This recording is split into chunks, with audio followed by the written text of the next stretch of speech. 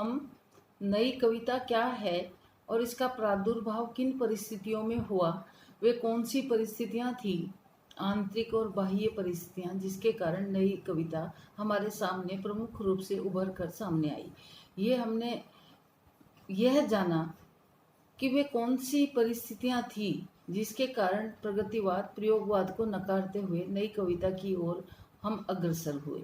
तो यहाँ हम ये देखते हैं कि नई कविता का कहीं न कहीं कुछ न कुछ ऐसा वैशिष्ट्य है, ऐसा कोई महत्व है जो हमारे सामने उभर कर आया और हमने इसको स्वीकार किया। क्योंकि जब भी हम किसी नई की स्थापना करते हैं तो पुराने को अस्वीकार करते हैं किन्हीं विशेष कारणों से। कुछ न कुछ हमारे पास उसके प्रमुख बिंदु होते हैं जिसके कारण हम ये उसके एक निषेध लगाते हैं कि भाई ये हमें स्वीकार नहीं है, हम इसको अस्वीकार करते हैं। तो जब हम किसी को अस्वीकार करते हैं तो कुछ न कुछ हमारे पास उसके कारण होते हैं, कुछ न कुछ तथ्य होते हैं जिसको हम स्थापित करना चाहते हैं कि हमारे पास ये नया कुछ है जिसको हम स्थापित करना चाहते हैं। तो उसी संदर्भ में हम देखेंगे कि नई कविता निषेध की कविता न होकर जीवन के प्रति आस्था की कविता है।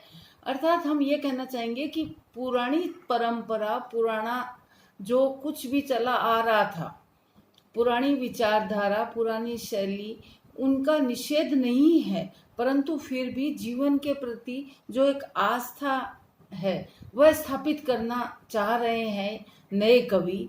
तो उसकी कविता है ये।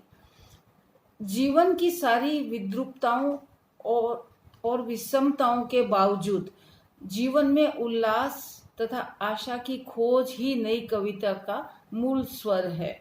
हम ये देखते हैं कि जब स्वतंत्रता के पश्चात व्यक्ति सामाजिक रूप से, व्यक्तिक रूप से निराशा में, कुंठा में त्रस्त था, आत्म केंद्रित हो गया था, निराशा का भाव उसके जीवन में पसर गया था, तो उन्होंने, हम ये देखेंगे कि ये सब कुछ होते हुए भी, सारी विद्रूपताएं होने के बावजूद, विषमताएं होने के फलस्वरूप भी, विसंगतियां थी जीवन में, परंतु फिर भी एक नई उमंग, उत्साह, उल्लास और आशा की खोज जो थी वही नई कविता का मूल स्वर है।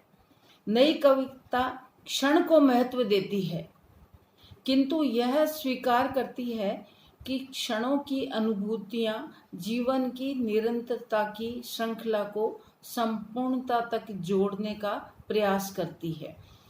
क्षण का महत्व देती है परंतु फिर भी क्या करती है, जीवन की निरंतरता के, ऐसा नहीं है कि भी एक क्षण है और वो यहीं समाप्त हो गया, इसको नहीं है, वह क्षण को स्वीकार करती है, एक क्षण को महत्व दिया है, स्वीकारा है, अपनाया है जीवन में, परंतु फिर भी जो उन क्षणों की जो अनुभूतियां हैं, जो उनके जीवन में परिवर्तन ला रही हैं, वह परिस्थितियां जो हैं उनको निरंतरता की श्रृंखला में जोड़ते हुए, प्रगति की ओर अग्रसर करते हुए उसको संपूर्णता तक जोड़ने का प्रयास किया है।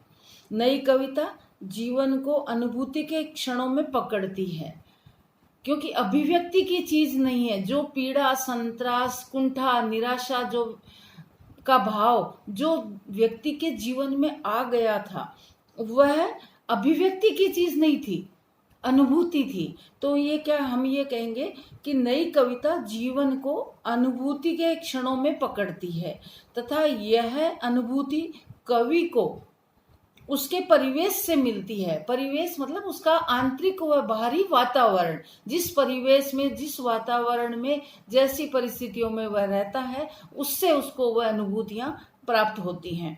नई कविता अपना जीवन दर्शन परिवेश के जीवन सत्य को ग्रहण करती है। अर्थात हम ये कह सकते हैं कि नई कविता को अपना जीवन दर्शन, अर्थात मूल सार, मूल उसका आधार कहाँ से मिलता है, तो हम ये कहेंगे कि उसको अपना जीवन दर्शन जो है वह परिवेश के जीवन सत्य से मिलता है।